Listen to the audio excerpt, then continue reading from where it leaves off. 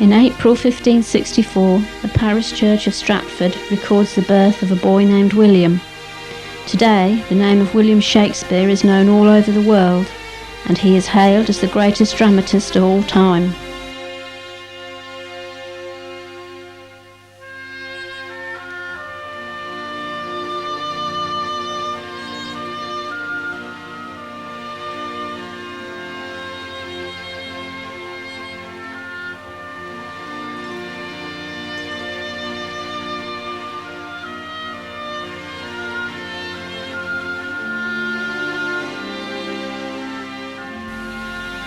By 1592, he is supposed to have penned 8 plays and to consider himself a universal genius. 6 years later, his output of plays had gone up to 16, and he is reckoned to have written virtually all of the 154 sonnets.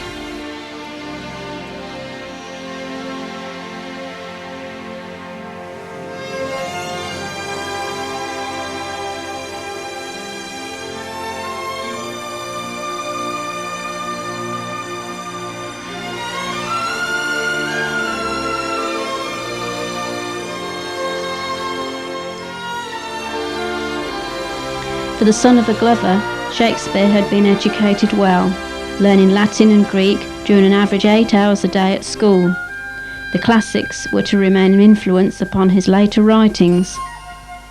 As an actor, he was in a company called the Chamberlain's Men, containing Richard Burbage, the greatest actor of the period. In 1598, the company built the Globe Theatre, and Shakespeare was one of the management or sharers. After the death of Queen Elizabeth, the Lord Chamberlain's Men were elevated to the King's Men under James I's patronage, and Shakespeare's name is near the top of the list.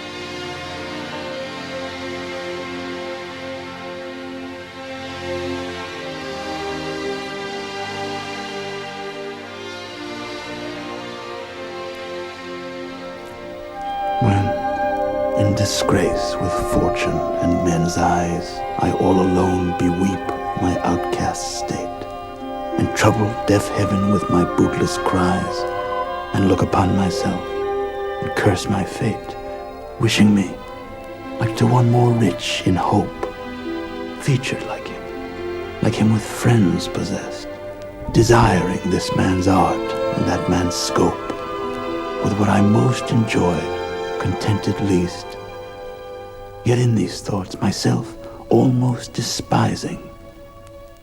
Haply, I think on thee, and then my state, like to the lark at break of day arising from sullen earth, sings hymns at heaven's gate. For thy sweet love remembered such wealth brings, that then I scorn to change my state with kings.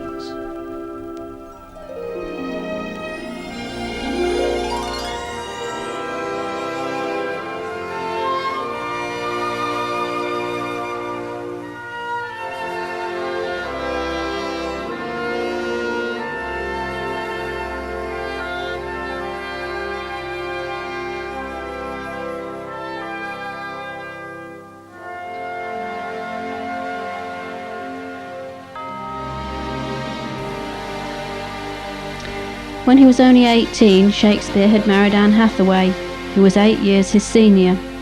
Their daughter was born 6 months later, to be followed after a further 18 months by twins. Between 1597 and 1605, he had bought land and property in and around Stratford, and was considered rather more than well off. He died on April the 23rd, 1616, and was buried in the chancel of Holy Trinity Church.